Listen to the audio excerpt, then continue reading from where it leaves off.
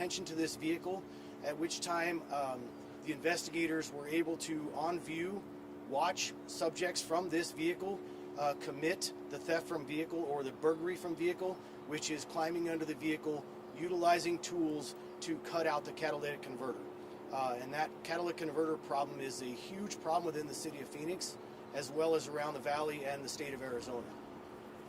What we're doing to combat this problem is we're continuing to investigate these crimes on a mass scale as well as on an individual scale, and we are also working very diligently with the Maricopa County Attorney's Office to make sure that we charge these appropriately, because a burglary from vehicle is intrusive into the vehicle, therefore it is a felony crime. So we're working with the Maricopa County Attorney's Office to make sure that the charging is appropriate.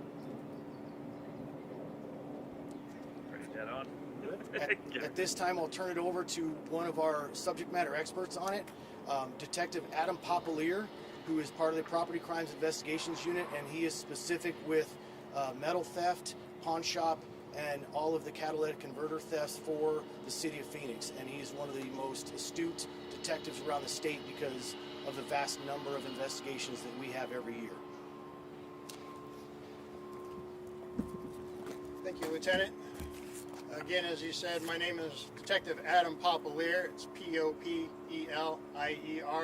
detective with the Phoenix Police Department, property crimes, specializing in the metal and pawn detail.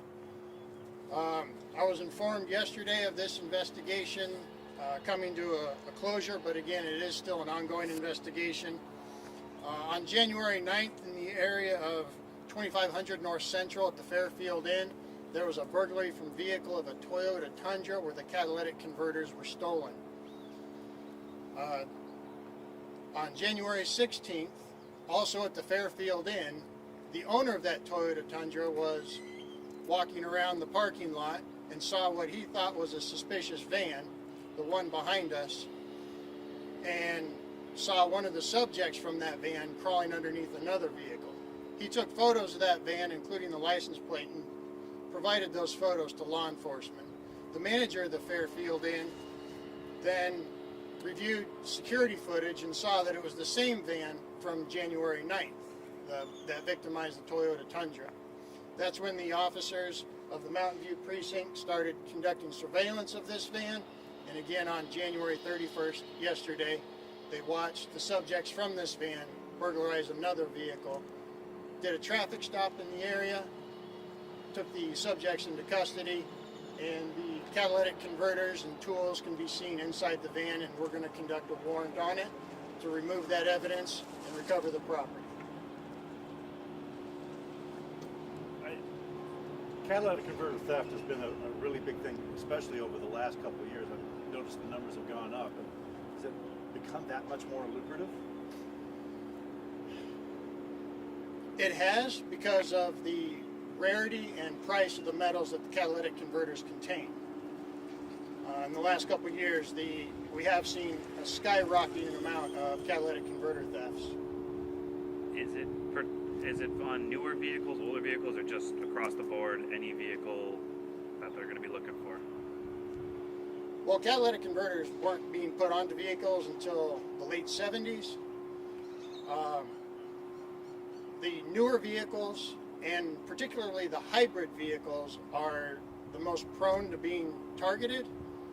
The hybrids, of course, because they use less carbon emissions, so the catalysts inside of the converter is worn out less, and therefore it's a more priced item.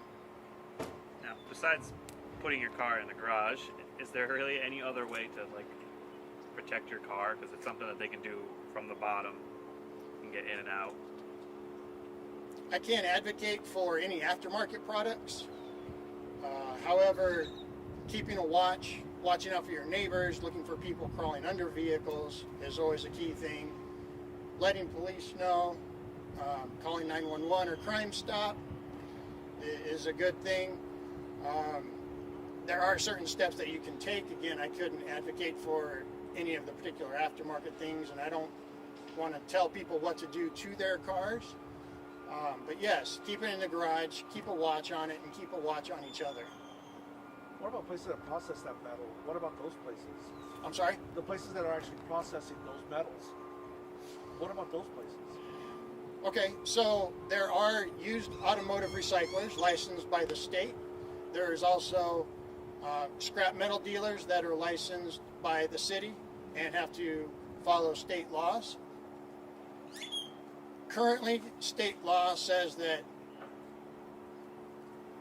scrap metal dealers are not allowed to be taking these in except through industrial accounts. There is an exception for the used automotive recyclers. They are governed by a different law, and they're allowed to bring them in. We are currently working with a state representative now to change legislation to try and tighten this up and to close the market for the illegal trafficking of these catalytic converters. Most parts on a car match a VIN number that you have with a vehicle. Is there like a VIN number type of thing for catalytic converters that help trace back?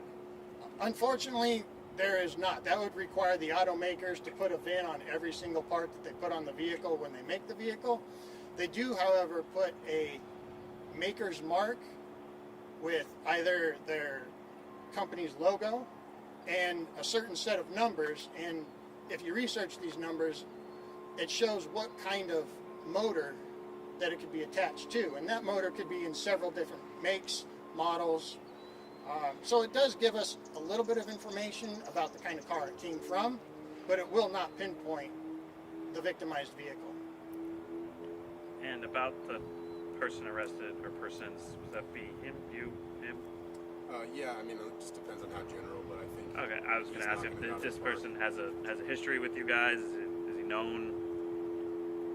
Yeah, so we just don't typically talk about criminal history until we've had more time to research it, find out what's public record. So, yeah, at this point, he's been arrested for this. I think I gave you guys the Form 4 number where you can see his specific charges. But yeah, as far as his history, we don't have that available.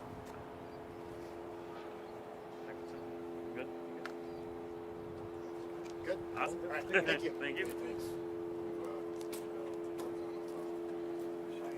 So if you guys don't know, now we're going to serve the search warrant on the car. So if you want to set up behind it, we're going to open the back end Open the first, trunk? and you'll Okay. be able to see the catalytic converters and then we'll go side to side and tools and whatever. Okay.